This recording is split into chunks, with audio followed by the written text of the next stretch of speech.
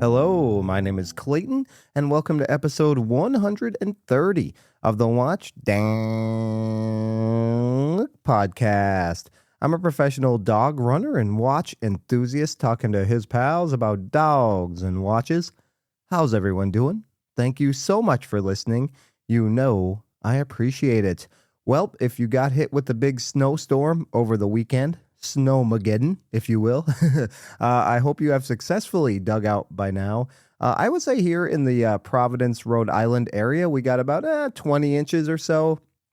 Snow started a little earlier than I thought it was going to on last Sunday morning, probably about 9 a.m. or so. Luckily, we have 3 vehicles, so I had them lined up the way I wanted to, so I could properly snow blow around them. It came down super fast.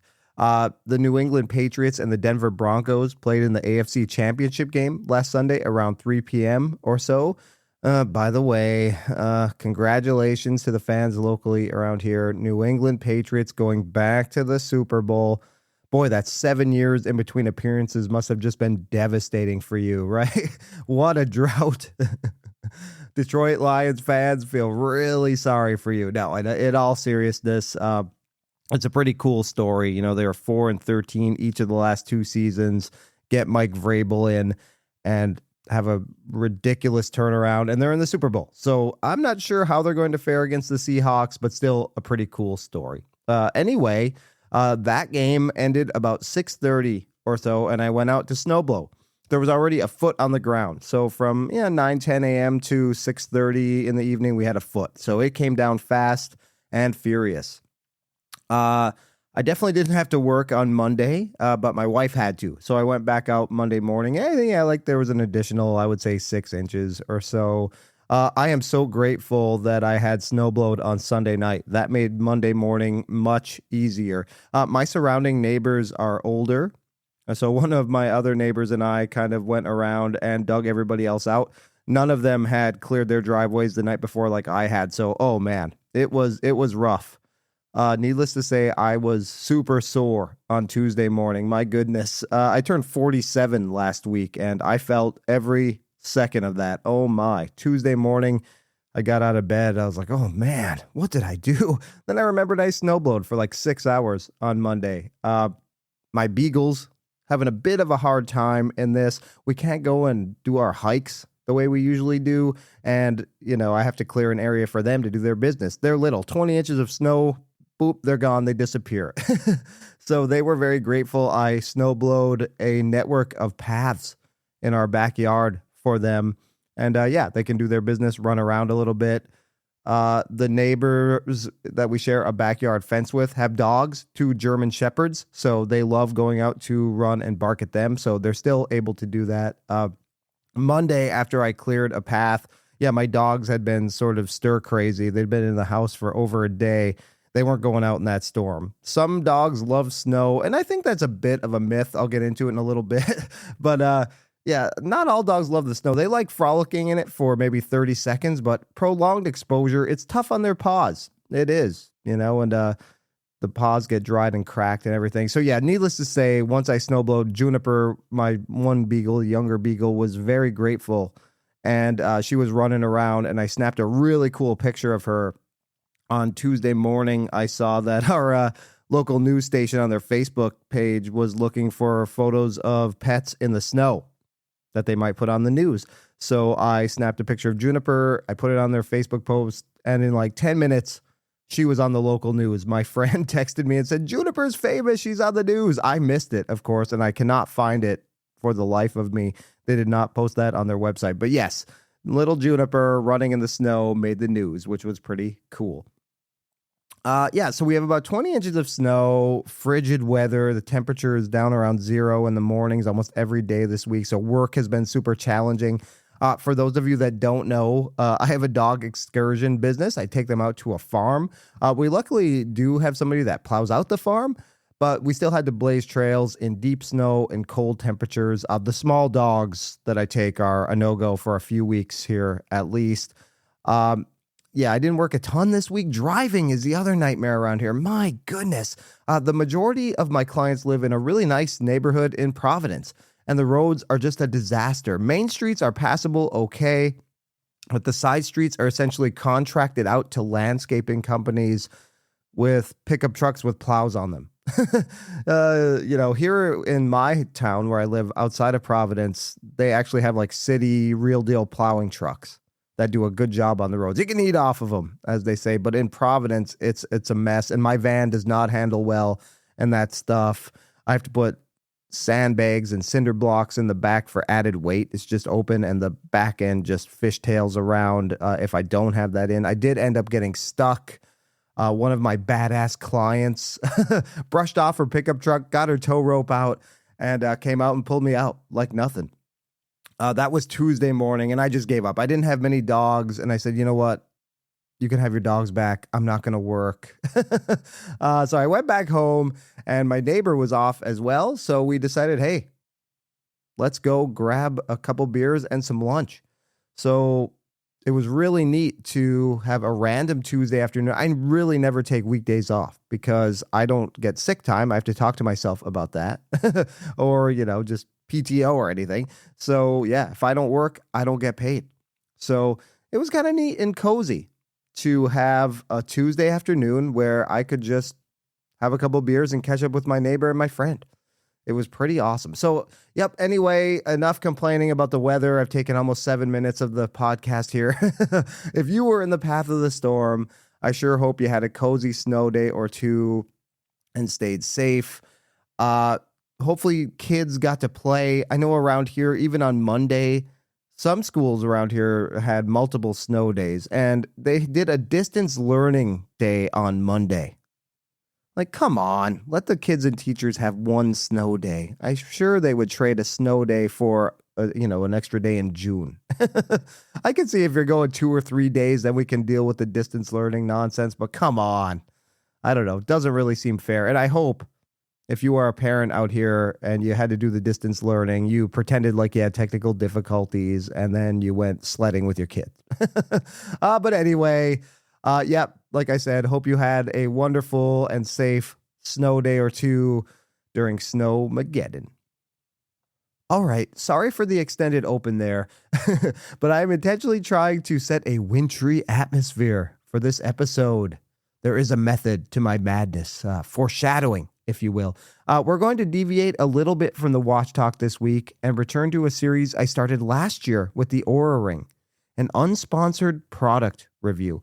If you listened to my 2025 recap episode in December, that unsponsored Oura Ring review was my most downloaded episode of the year.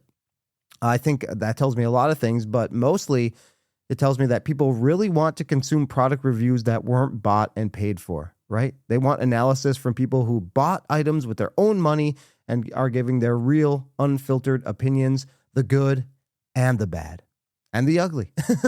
Oh, God. Oh, man.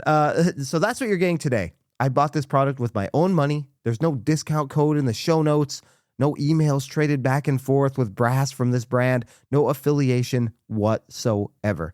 And since it's the end of January and Arctic in most parts of the US, I thought we would do a cold weather product edition. I actually wanted to talk about 3 products I've recently purchased and been using this winter so far, but I also don't want this episode to be 5 hours long. I'm not the Acquired podcast. I can't pull it off like they can. Those guys are awesome, but that's not me. You don't want to listen to me drone on for 5 hours. So we'll see how long it goes, but I'm more interested in talking about not only the most expensive of the products I bought, but also the most polarizing brand of them all, I would say.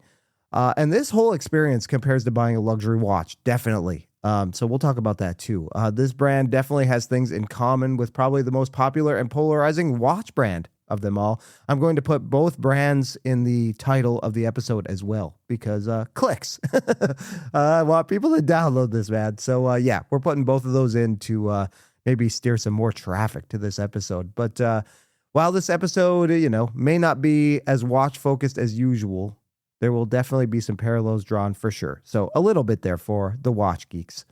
So I guess perhaps in my, evolution as a watch enthusiast, I've slowed down on my watch purchases. I know what I like, and I am more interested in just wearing those watches. And also, I just don't have unlimited funds.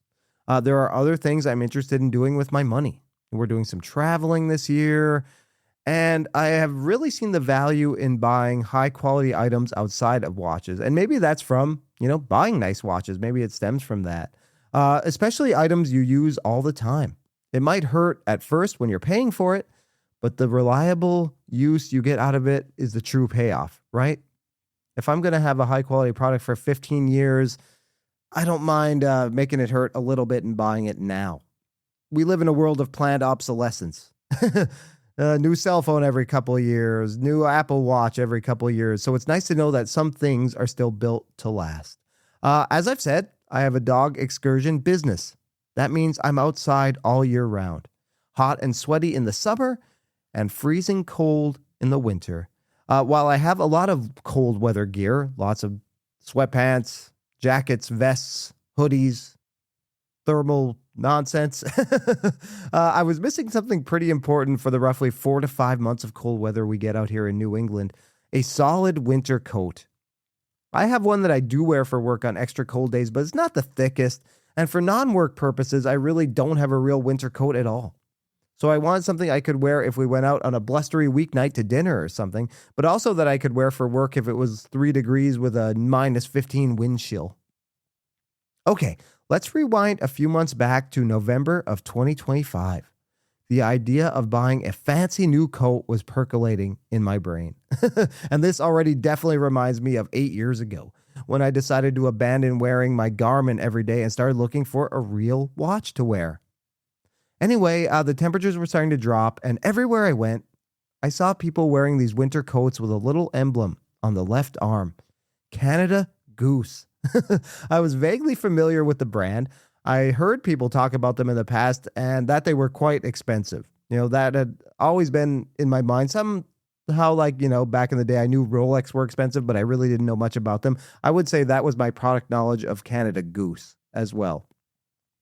Knew it was something wealthy people bought, but didn't really know much beyond that. So, it was no surprise. I saw that little emblem on the left arm of a fancy-looking woman driving by in a Range Rover. A well-put-together guy at the coffee shop getting into his BMW. That's where I was seeing these jackets and that logo. Then, it's like when you buy a new car. You start to see that car everywhere you go. It seemed like I was seeing Canada Goose jackets all over the place. That red, white, and blue Canada Goose logo on the left arm. Couldn't escape it. Finally, I went on their website. Curiosity got the best of me. The prices were like a punch in the face. Holy crap.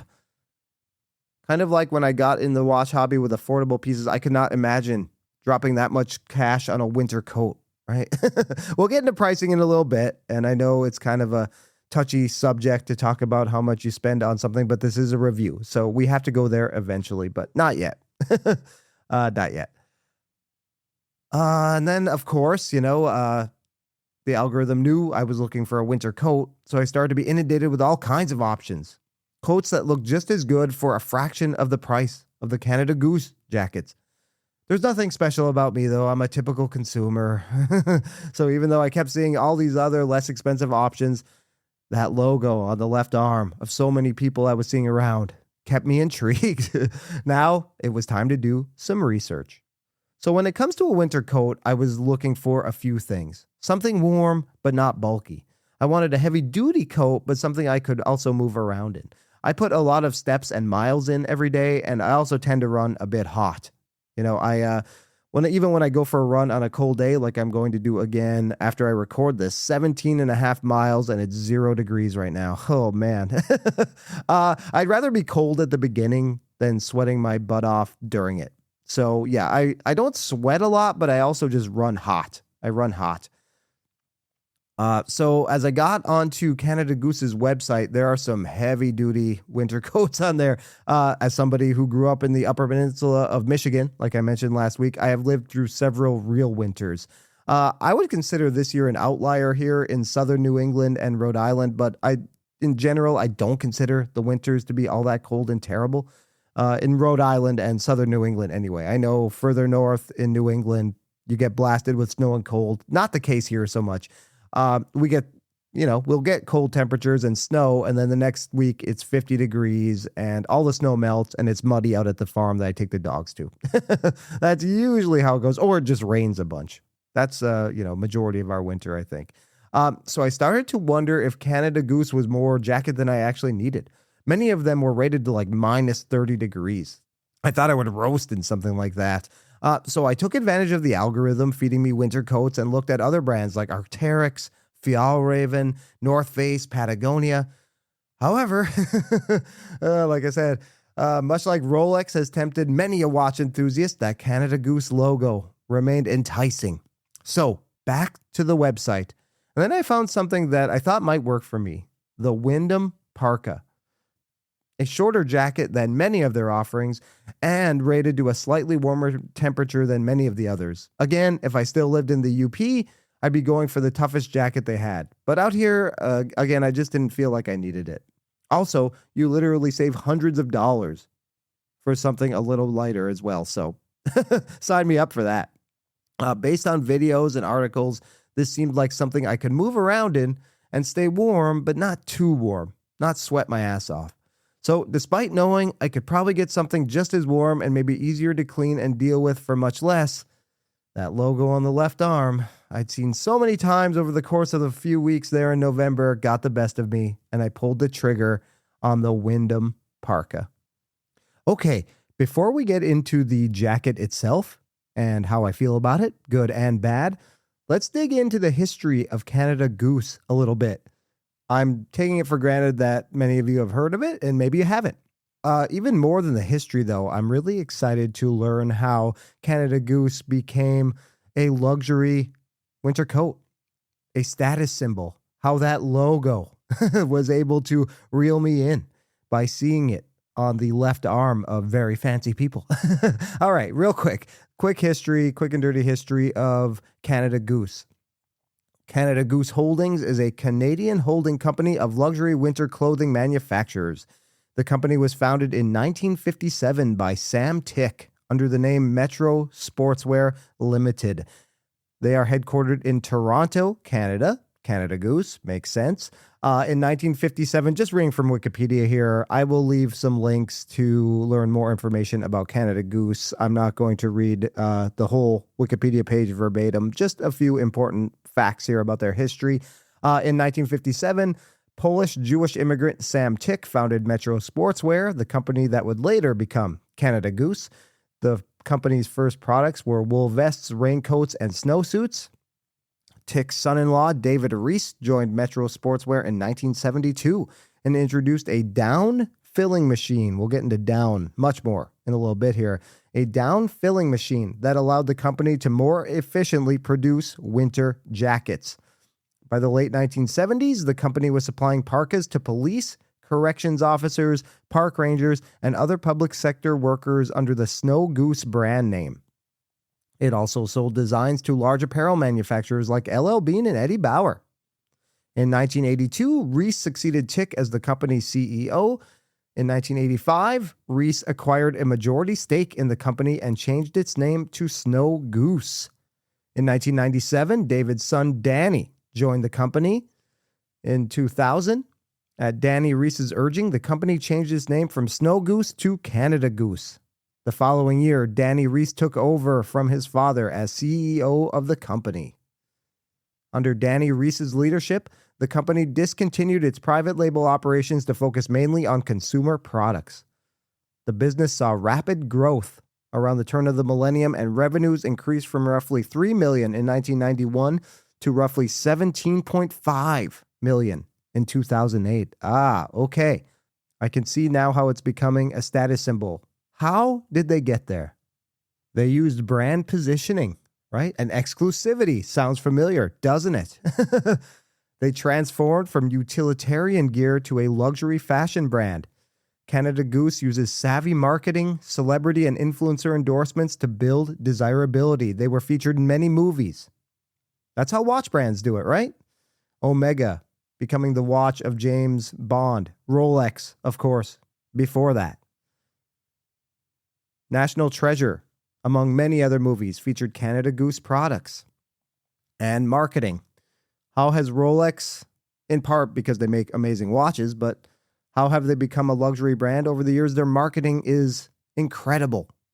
Brands would kill for the type of marketing that they have. And now Rolex is just associated with luxury. And when I was looking for an expensive winter coat, maybe not expensive, but high quality, what is the brand that I was inundated with? Not only online, but also just around me. Canada Goose. The power of marketing and the power of a logo. Okay, so let's address the elephant in the room. These are expensive jackets. The Wyndham Parka is $1,395. Maybe it's a write-off for me because I use it for work, but I did ultimately feel justified in buying it. But, like many people ask, why is Rolex so expensive? Why is Omega so expensive? Why on earth are Canada Goose jackets so expensive? Combination, high quality materials, like the Hutterite down that they use. We'll get back into defining what that means in a little bit. Meticulous, made in Canada manufacturing and a strategic shift to a luxury branding model. Ding, ding, ding. Often priced over $1,000, they are positioned as durable, high performance, and stylish status symbols, with production often involving up to 13 steps and skilled labor. Remember last week we talked about, is Seiko a luxury brand or not? We argued probably not, even though they do make luxury watches. Hand finishing, hands on a product, often make it a luxury item versus something mass produced by a robot, right? And real quick, we go into some key reasons for why they cost so damn much. And Wyndham Parka's on, I wouldn't say it's on the lower end, but there are definitely more expensive jackets. I mean, I got ads since I'm doing research for this episode, I got ads for Canada Goose products just this morning. A pair of sweatpants, $300. I'm wearing a pair of sweatpants right now that I got for $30 that are so warm and comfortable. I don't know what, an extra $250 is going to get me in terms of comfort and sweatpants. They better be like lined with gold or something. But the down feathers in these jackets have gold lining or something. I don't know. But all right. Key reasons for the high costs include manufacturing costs. Produced in Canada, where labor costs are higher. And the production of a single parka can take 8.5 hours and involve 247 pattern pieces. They use premium materials, like I said, the Hutterite down, highest warmth to weight ratio, and durable fabrics, ensuring extreme warmth in temperatures as low as minus 30 degrees Celsius. Brand positioning and exclusivity, like I said. The celebrity endorsements, influencers. I think Ryan Reynolds has done work with them, among other celebrities. So, hey, no different than what Rolex and Omega and other watch brands do, right? Durability. Marketed as a long-term investment, these coats are designed to last for decades, often replacing the need for multiple cheaper jackets over time. I think that's one of the reasons we like to buy a Rolex or a Patek. Patek even has marketing terms where they say, you know what, this doesn't belong to you. You're just keeping it for future generations. I butchered that, but something like that, right? Same thing with this. And that's one of the reasons why I felt a little justified in my purchase. As long as I don't gain weight, which is a real possibility, the way I've been eating, something about a winter storm makes me eat, my goodness. But yeah, as long as I don't gain weight, this thing is going to be my jacket for the next 15 to 20 years. And I am somebody that likes to hang on to clothing for a long time and wear the heck out of it. So I'm hoping this thing looks pretty cool in 15 to 20 years.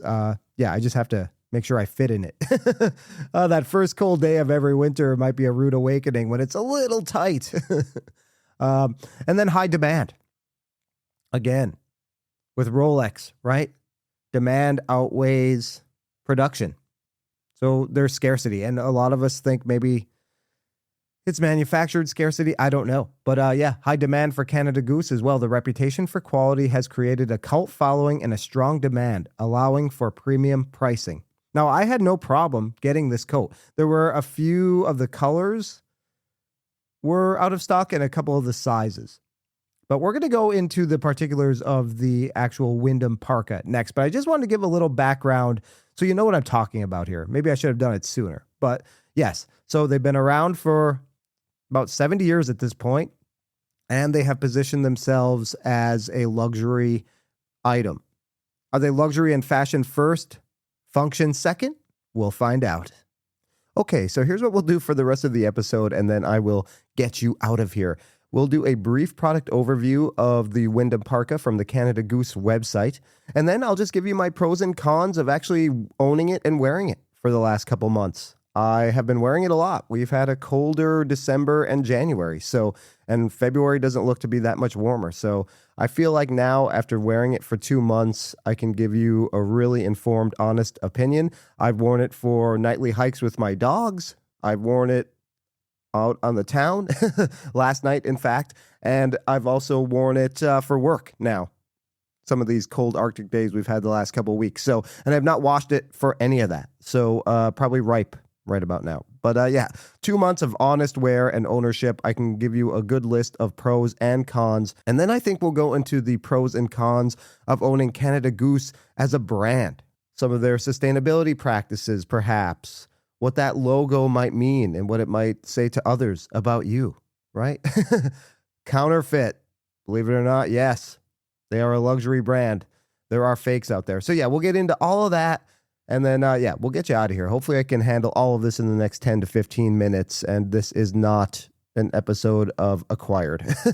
All right, here we go. The Wyndham Parka, a brief description from the Canada Goose website. Wyndham Parka, streamlined functionality in a quilted, water-repellent parka. Remove the hood for the most minimalistic expression of this style. And the thing I really liked about it, and you can see it in the picture on the website, it comes to your waist. It does not go any longer than waist. I did not want something that came, mid-thigh or even to the knee, for God's sake. So, yep, this is something I can move around in. That's what attracted me to it. Comes in 4 different colors. And yes, the cost is $1,395 US. Now, there are a multitude of sizes: extra small, small, medium, large, XL, 2XL. There is a size and fit guide. They say right on here, which I find super helpful, this product runs large, size down. So I typically wear a medium. And with that size down, I like things to be a little more streamlined in general. I like my clothes to fit on the tighter side. Not tight, but not loose. I don't like loose and baggy clothes, much like I don't like a loose and baggy watch. I do not like a loose bracelet. I hate it. It gives me the heebie-jeebies. So I wanted this to be small, and I didn't have a chance to try this on. Buying this blindly. This is kind of like buying an expensive watch from a website, a reseller, or something, and you don't get the opportunity to try it on. There are stores in bigger cities. I think there is a Canada Goose store in Boston, but I wasn't going to go there to do it, so I took the chance. And I would recommend, yes, size down for sure. Small fits me great. I do have some room to gain maybe a couple pounds, but like I said, if I want to wear this 15, 20 years, I pretty much have to stay the same weight. So if that does scare you a little bit and you want some room to, maybe add some muscle, we'll put it that way in a positive way. I think, maybe buy your regular size and then you'll have some room. But I like to wear things, like I said, not being so baggy, so a little more streamlined of a fit. It just easier for me to move around and things that way personally. So yeah, I sized down and it worked great for me. All right. The cool thing is, and I guess we'll get into a pro right now, a lot of times the logo might be a turnoff for people. It might attract unwanted attention. I'm not saying criminally or anything, but it just might, people might be like, oh, that logo, you spend a lot on a jacket. That's a turnoff. Or maybe you just are, I don't know. You don't like the color of it. You can buy the blacked out logo, which I almost did. Now, if we go to the black, and they call it black label, many of the colors are not available and only available right now in extra small and small, which tells me a lot more people are choosing the black label version than the regular logo. It's a monochromatic black version of their logo. So that's it. I almost went for this, and I believe it was the same thing. They did not have my size. Now they do have a small. So, darn it. I probably should have done that. But again, it's the logo that attracted me in the first place, that kept me coming back. So maybe there is a part of me, I don't know, that wanted to tell the world, hey, I bought an expensive coat. I want people to know. I'm just being honest and human here. It's like I've talked about it before when a person buys one nice watch. If you see non-watch people wearing a nice watch, a majority of the time it's a bigger piece. I'm not saying every single time that that's the rule, but in general, I think men especially like to buy a bigger watch if they're going to spend $10,000. They don't want a 36 millimeter, $10,000 watch as their big purchase. More steel, and it costs the same as a 36. Well, of course, I'll take more steel. I'll buy the bigger version, right? That just makes sense. You're getting more for your money. So I guess maybe the monochromatic logo, I'd rather have people know. I don't know. I'm so conflicted on this. But anyway, yeah, so you can get the blacked out logo. I'm all over the place on this. Product details. Okay, here we go. The Wyndham Parka is crafted from our signature recycled organic Arctic tech, a fabric rooted in history with our story to provide maximum cold weather protection, featuring double-stacked zippered pockets for maximum storage while keeping a sleek exterior. The temperature rating on the Wyndham Parka, 14 degrees Fahrenheit to -4 Fahrenheit. Again, you can get items on their website rated to much colder temperatures, but I didn't feel like I needed it. It was overkill. Made in Canada. It's black. I bought the black one. To me, that's just iconic. I've seen some red Canada Goose jackets, which I think is also a bit iconic. But for me, just the black. No hood trim. Okay, I guess we can get into this here. I think if I pictured a Canada Goose jacket before I knew too much, I would have pictured it with the fur-lined hood. And still, I see some of them with the fur-lined hood. We're going to get into this a little bit more when I talk about sustainability. But Canada Goose has moved away from fur since 2021. They made a commitment. There was some criticism of their sustainability practices, and they moved away from new fur. I think as of 2022, they used up all of their fur that they had, and now they don't offer any. So if you see a Canada Goose jacket with a fur-lined hood, which is an iconic look for them, for sure, and maybe what you were picturing when you opened this podcast to listen to it, and you saw the name Canada Goose. It's iconic, but yep, they no longer offer fur on any of their coats. The removable hood is adjustable two ways. Snap closures over the two-way zipper, tri-cut line chin guard, interior backpack straps for hands-free carrying capabilities. I'm going to get into that when I talk about pros and cons of actually using it. Zippered fleece-lined hand pockets, one interior zippered security pocket, two drop-in mesh pockets on the interior of the jacket, which is really cool. Materials and care. Okay, here we go. Designed to protect you in nature's most extreme conditions and cold climates, Arctic Tech is an iconic heritage textile crafted from a blend of 83% polyester and 17% cotton. Containing cotton, a natural fiber, the fabric will develop a patina and build character over time. Oh, baby, I can't wait for that. Dry to the touch, this durable fabric with a water-repellent finish will keep you protected wherever adventure takes you. Water-repellent and durable. I'll touch on it a little bit later as well, but the water repellent nature of this material is really cool. I can tell you that firsthand from being caught out in the rain and snow with this a few times. No fur. All right. 625 fill power responsibility sourced down. 80% down, 20% feathers. What is down? Down in a coat refers to the ultra soft, fluffy underfeathers from ducks or geese used as a natural insulation, creating tiny air pockets that trap body heat, making the coat exceptionally warm yet lightweight and compressible, ideal for cold weather but needing protection from moisture. Yes, so how do you feel about that? Using feathers and the underfeathers of ducks and geese. Again, we'll get more into that with sustainability, right? 80% down, 20% feathers. What does that mean?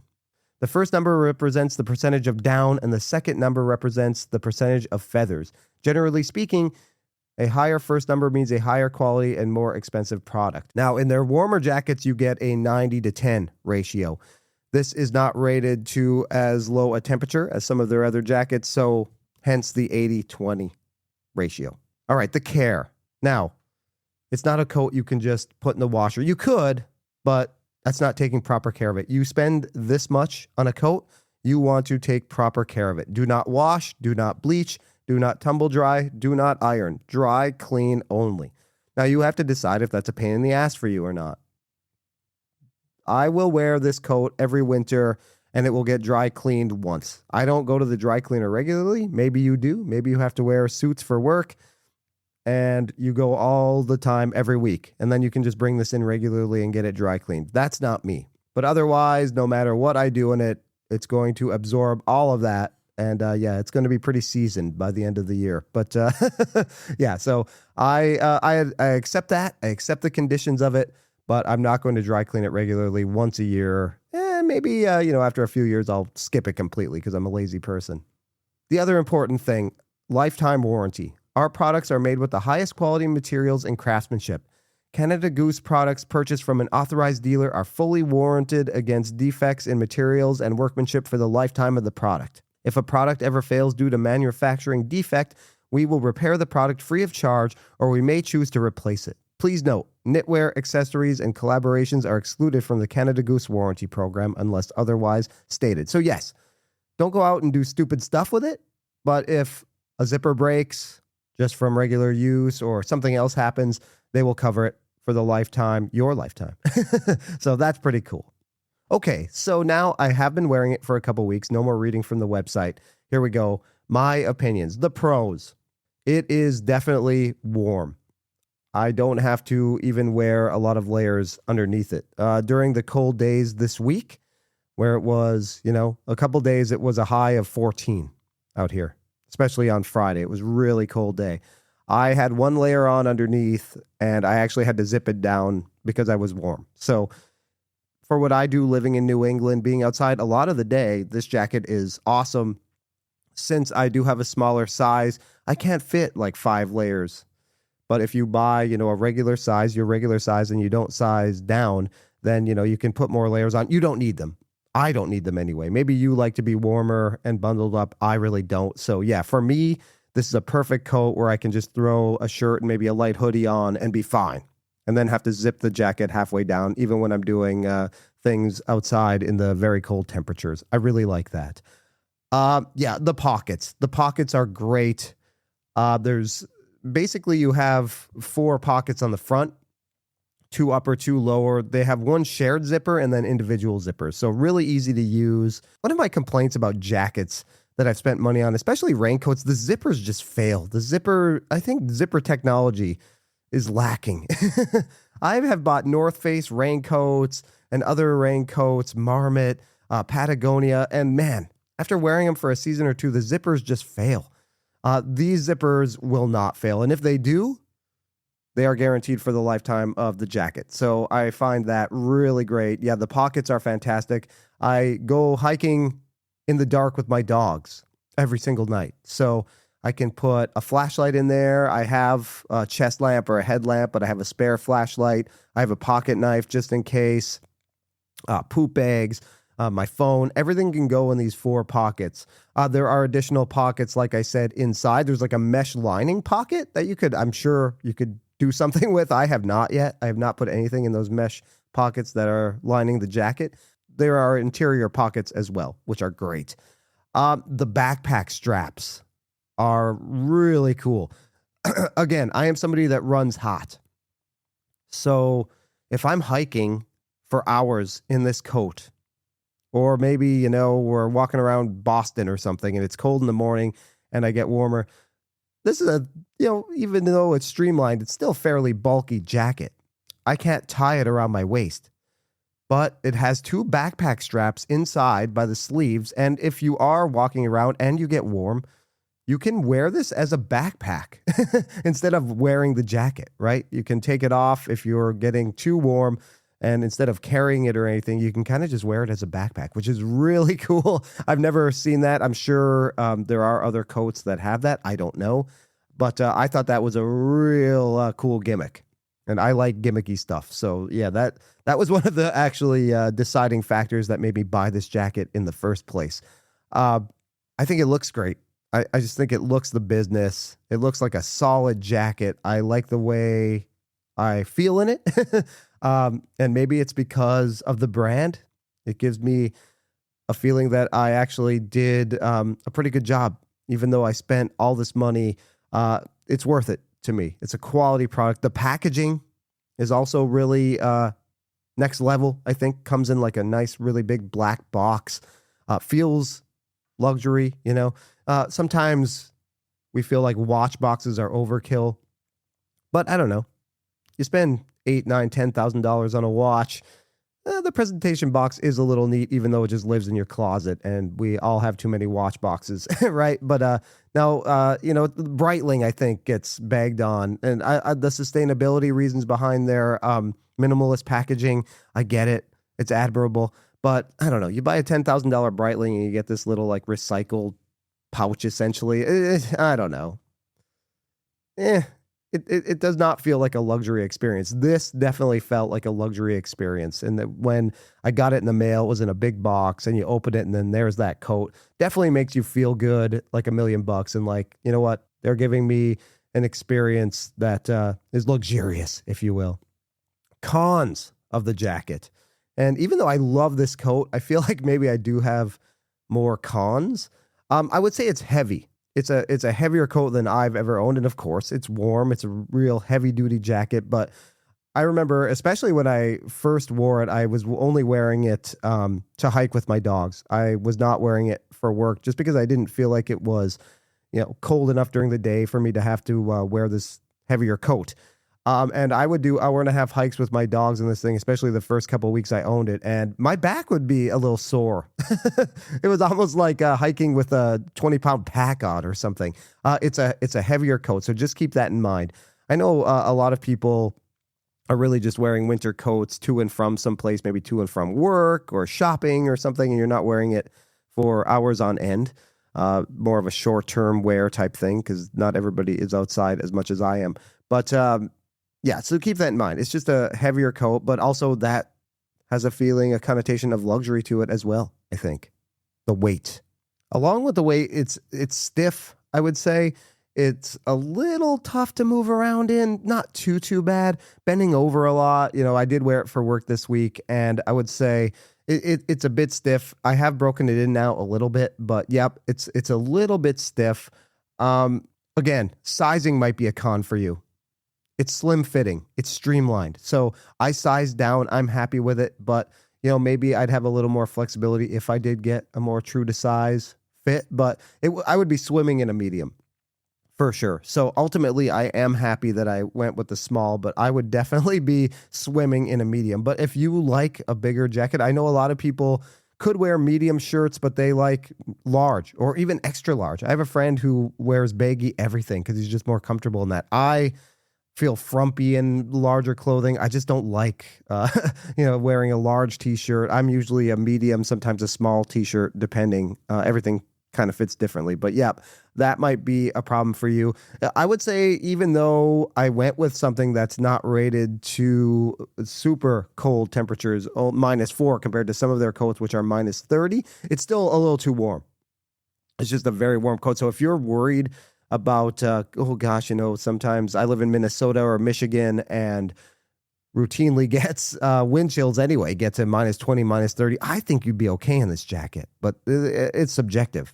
Some people run colder than others, but I don't know. I'd have no problem going to, the Midwest to Michigan in the middle of winter and wearing this out. I think I'd be fine, even if I just wore 1 or 2 layers. Me personally, I'd be okay. My problem is my hands. I need to have, heavy duty gloves on and hand warmers, because I don't know if I'm starting to get arthritis or what, but when my hands get too cold, they kind of stop working.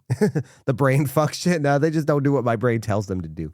So yes. Now with down and feathers, there is a chance for leakage. I do have a down vest, not from Canada Goose, but that leaks. So that might be a con for you in this if you did puncture it somehow. And I'm not sure a puncture would be covered by the warranty, right? Because that's not a defect. Maybe that's something you did. You caught it on something. I don't know. That might be a touchy area, a gray area. I don't know if that would be covered or not.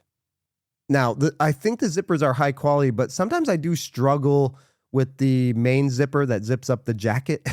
Getting it off, I think there's 2 zippers, and I have not really discovered the trick to getting it off without struggling a little bit.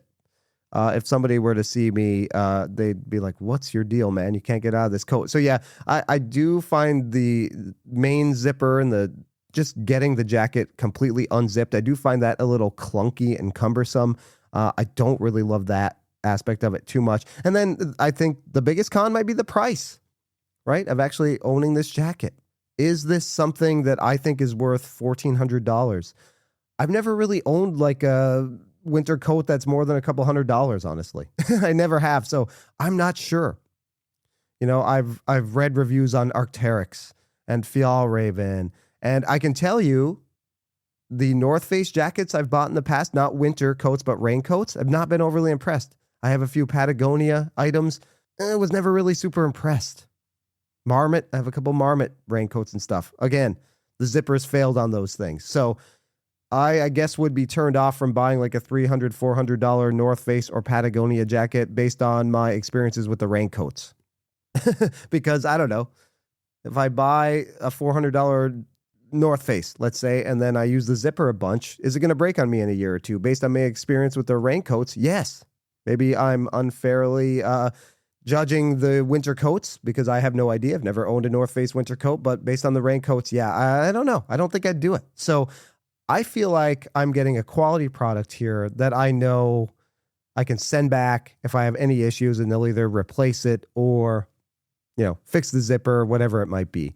As long as I don't puncture it or do something stupid in it. They don't warranty against stupid. But yeah, so anything like that, I feel pretty good about it. And I would hope it's kind of like, you know, taking your watch back for service. If it has a movement issue, you want them to service the movement instead of place a brand new movement in.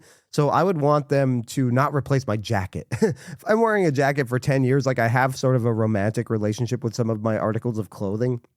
I have shirts and a pair of pajama bottoms I've had for many years, over 20 years.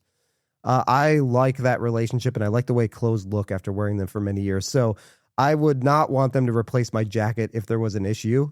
I'd say, yeah, do whatever you can to fix it, but I want my coat. It's been with me through a lot of adventures. So I guess that would be all the pros and cons of actually owning the coat itself. Like I said, very warm, almost too warm. Has a lot of nifty gadgets and pockets, and the backpack straps are really neat. But yeah, you know what? It is a little bit stiff. It is a little bit heavy, and it's just expensive. So if you don't feel like any of these things are worth $1,400 to you, Canada Goose and the Wyndham Parka may not be for you.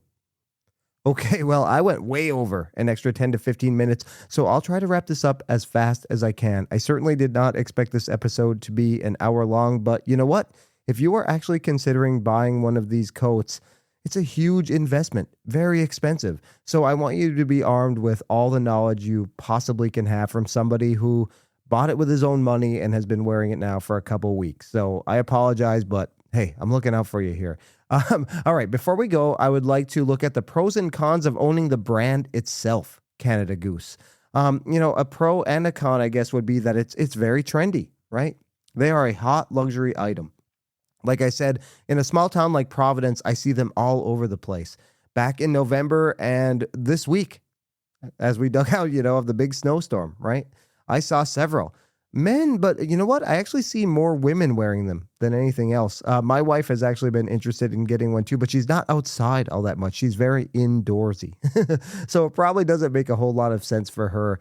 But yeah, she has been looking at them. And of course, the algorithm is feeding her Canada Goose jackets because her phone probably hears me talking about it all the time. So I guess you have to ask yourself, are you comfortable with having an expensive, trendy item? I compare it to owning Rolex. I mean, the parallels are there for sure. Maybe not the Air King so much because it's not really a very popular model. It's kind of the ugly duckling of the Rolex lineup, and maybe that's why I love it so much. But more like when I own the Submariner, for instance. While the Sub is undoubtedly an icon, it does come with a lot of baggage, right?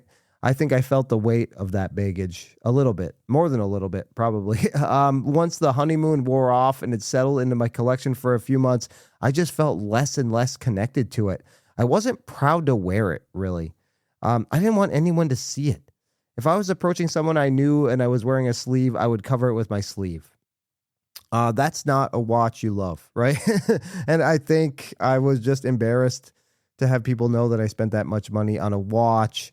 Wearing a Rolex, I don't want everyone to be in my business.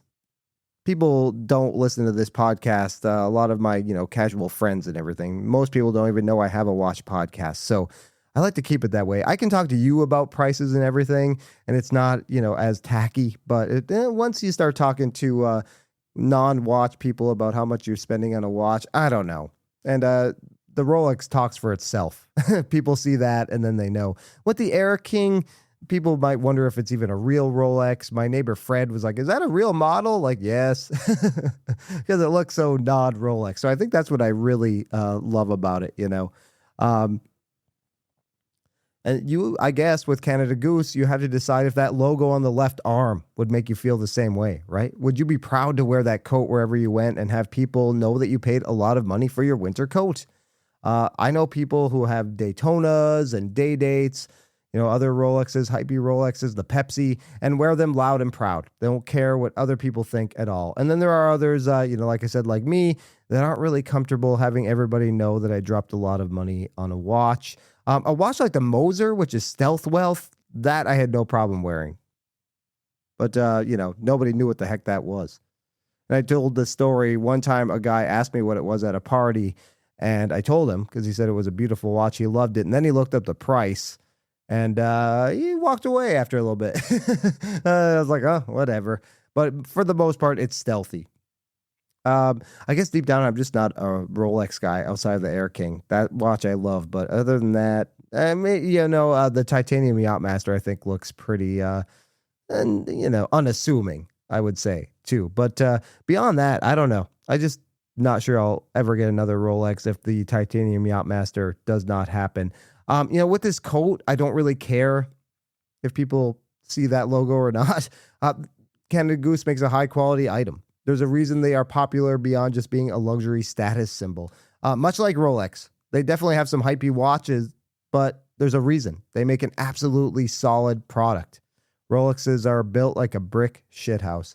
At first, I guess when I got this coat, I was a little embarrassed and turned away from people I knew so they wouldn't see the logo on the jacket. One client in particular who I discussed it with before, but now I don't really care. I'm not sure most people I associate with even recognize the brand. Nobody said anything at all. And believe me, they would if they thought I spent a lot of money on a coat. So I remember talking to my friend Allison about buying one of these coats, and she said, oh, isn't that the trendy coat brand? I hate trends. I would not buy one of those. It got me thinking, but ultimately a few things put it over the top. Brand was definitely one of them. I'm a consumer. What can I say? I was attracted to wearing that brand. And if that makes me a trendy guy, I'm far from trendy, But, also, if Canada Goose didn't have anything I liked, I wouldn't have bought one. So ultimately, the fact that the Wyndham Parka was streamlined and warm, and to be honest, the backpack straps, to be able to wear it like a backpack if I'm warm and, not fully wearing it. I mean, I freaking love that feature. So I guess if somebody thinks I'm a little douchey for owning one, so be it. Another thing my friend Allison brought up to me is the down ethically sourced. Whoa, I didn't even think about that, right? But it's another thing to consider if you're buying from Canada Goose. It's an animal product. How do you feel about that? I do eat meat, of course, but more and more I am interested in where it comes from and how it's treated. Cage-free eggs. We buy a lot of meat from a local farm where I actually know somebody who worked there. And he said those animals live a great life. Their worst day on earth is their last day. Kind of like most of us. So some people choose not to have meat in their diet for all kinds of reasons, health reasons, ethical reasons. It's very personal. But Allison got me thinking. So before I bought the Wyndham Parka, I checked out their sustainability statement. Though the fur is an iconic look for Canada Goose, it's a huge turnoff for me. Aesthetically, I just think it looks kind of it's not me. I'm not a fur guy. And also the way it's sourced. I don't want anything to do with fur. So I was happy to see that. Like I said, Canada Goose has gone completely away from fur. So I dug further. Canada Goose does have animal welfare policies and commitments, but they have been the focus of controversy and criticism from PETA, for instance, and other animal rights groups. they have been certified under the Responsible Down standard since 2021.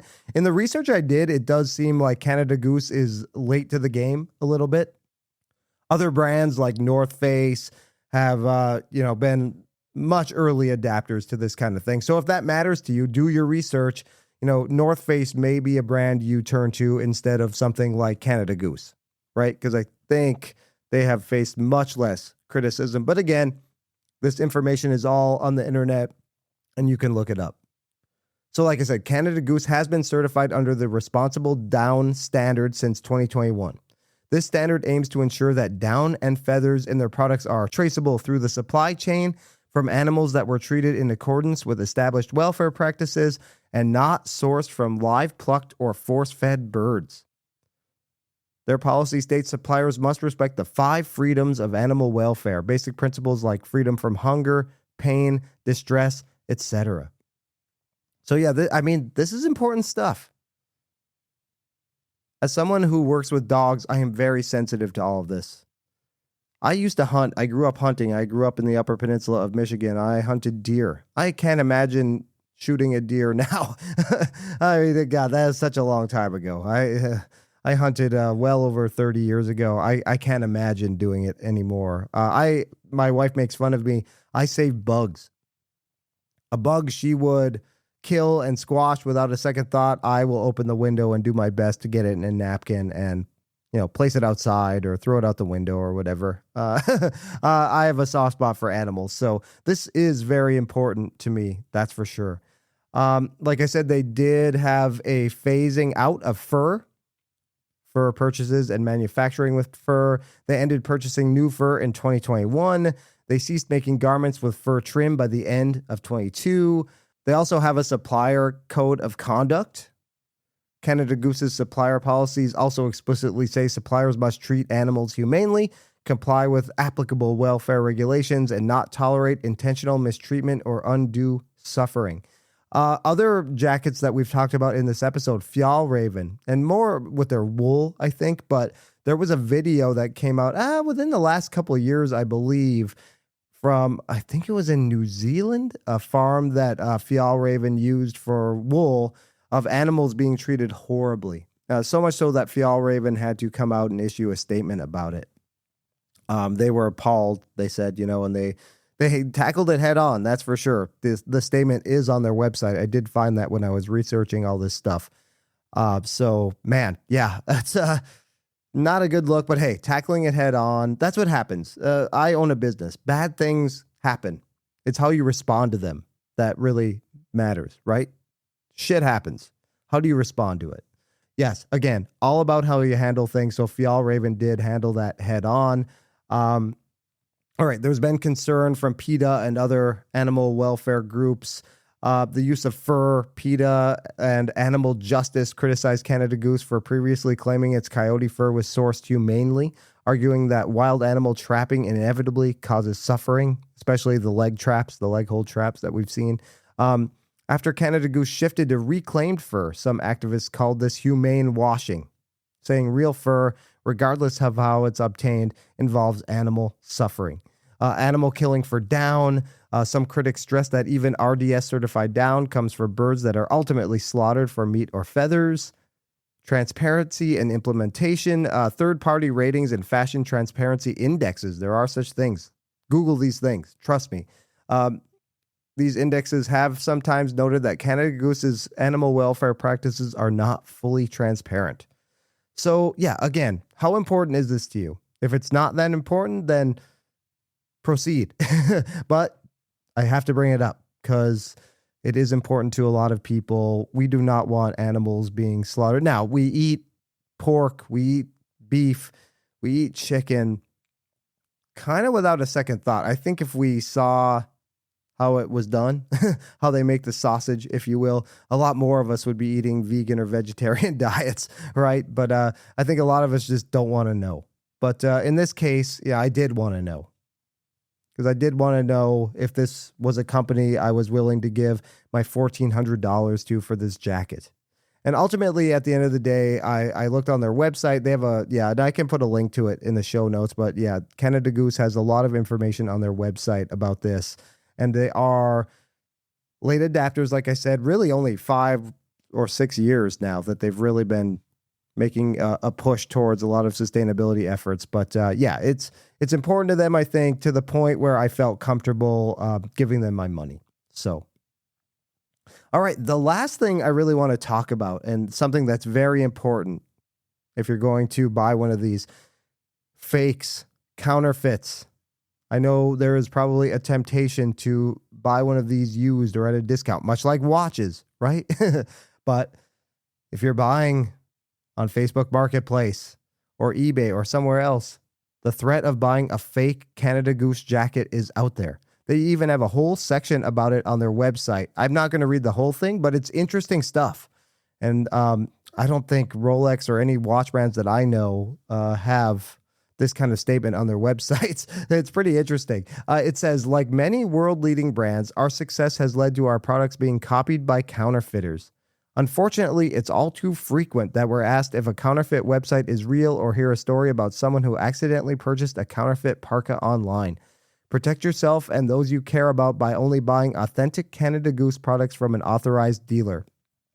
Just today on Facebook, I got an ad from a company not affiliated with Canada Goose, but somehow they have gotten their hands on parkas actually used, Canada Goose parkas, actually used in Antarctica for research, the Big Red, like the iconic fur-lined Big Red Canada Goose jacket parkas from the 90s, from the 2000s that were actually used by scientists and researchers in the field in Antarctica. Some are in fair condition, some are in really good condition. There's actually some stained ones. So these have lived a life. And they're on sale for about, I saw very good condition, about $1,000. Are these real? They do come with a certificate of authenticity. I did look in the post, and one man did buy from this website, and he posted a picture of it. I don't know, man. That doesn't sound like something I want to dabble in. I would hate to buy one of these, bring it to the Boston Canada Goose store, and be told it's not real. So I don't know. If you are feeling lucky and you want to buy from another source, I know somebody who knows someone who actively wears a fake Canada Goose jacket and they're fine with it, right? Like people who wear fake Rolexes and know it. This person knows it's fake, but loves that logo. Again, wants people to think that she's wearing a Canada Goose jacket. She's fine wearing a fake one, but I don't know. For me, I had to buy directly from Canada Goose. That just alleviated a lot of concerns for me. Okay, so then there's some other information. I'm not going to read it all. Look up this stuff. It's very important. They say how to spot the differences. Imitated but never duplicated. Spot the differences. The Arctic disc, the logo. Key identifiers are poor details in the embroidery along with color variations in the stitching and or errors in the shapes of the maple leaves within our Arctic disc. Amazingly, Canada and Arctic are sometimes spelled incorrectly. The fur ruff, if you are looking at one that does have fur, an older model, authentic Canada Goose fur ruffs look thick and luxurious. They are functional in that they provide ultimate protection against frostbite from the face. Counterfeit fur looks scraggly, tangled, and sometimes dirty.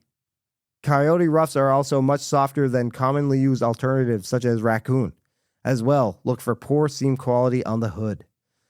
And they put a hologram now as of 2017. Our unique hologram label, and they show a picture of it, will be sewn into every Canada Goose product as proof of authenticity. The hologram, created exclusively for Canada Goose, features a polar bear image and elements that can be seen from different angles. I've seen it on mine. It's cool. Much like Rolex and that hologrammy little crown, right, that they have on their new watches that you can only see with certain lighting. Not a lot of counterfeiters have been able to nail that. So there is a big difference if you're looking at an authentic Rolex versus a counterfeit. So, and then they finish with their authentication policy here. Canada Goose can perform authentication within 30 days of purchase for all products bought at one of our authorized retailers. Any request must be submitted by the original purchaser and include a valid proof of purchase. Authentications will be performed by one of Canada Goose facilities either in Canada or Europe. All right, so I think we're done here. I went way long on this episode, but yeah, I've hopefully armed you with enough information now. I'm happy with the purchase. I love the jacket. Like I said, as long as I keep running 17 and a half miles, I think I'll be able to fit in this jacket for a long time. So that won't be an issue. And like I said earlier, the fact that it will show character and will show age, I think is awesome. I'm so excited for that. Yeah. So let me know. Are you in the market for one of these? Did I just bore you for over an hour? Shoot me a message on Instagram. This gets released as a YouTube video. You can leave a comment on there. You can send the podcast a text message. Like I always say, I'm not being rude, but I can't text you back. Would love to know your thoughts. Do you own one? Have you owned one for a long time? Are you a long-term owner of a Canada Goose jacket? Let me know. Do you think this is silly and douchey and you would never spend this much money on a winter coat? Also, let me know that. You don't have to agree with me. Just let me know. All right. I've kept you long enough. And we'll be back to regularly scheduled watch programming here in the next few episodes at least. That's all I can promise. Anyway, thank you so much for listening. And remember, sometimes you're the dog, sometimes you're the hydrant, but hey, at least you're outside. We'll catch you on the next episode of the Watch Dog Podcast. See you later.